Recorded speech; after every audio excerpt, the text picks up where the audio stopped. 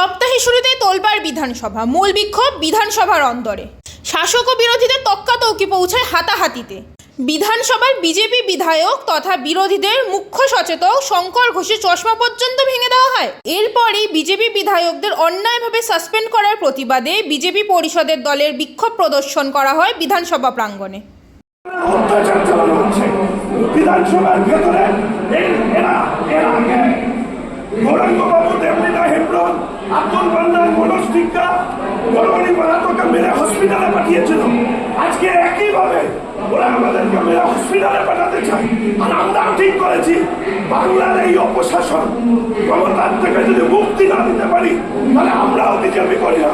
কত বার মারবে, কত দিন মারবে, আমাদের রক্ত শেষ হয়ে যাবে, কিন্তু ওদেরকে আমরা ছাড়বো না। এবং যেভাবে আজকে মার্শাল দিয়ে আমাদের উপরে অত্যাচার চালানো হলো, দেখুন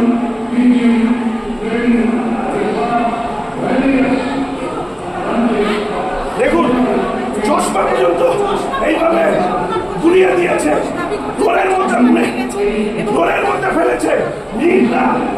এই বয়স ওদের স্পাইনাল কর্ডে প্রবলেম, পেছন থেকে কলার ধরে টানছে। এই হচ্ছে মার্শালদের ভূমিকা, এবং এই ভূমিকার পেছনে নির্দিষ্টভাবে রাজনৈতিক ডাইরেকশন ছিল, পলিটিক্যাল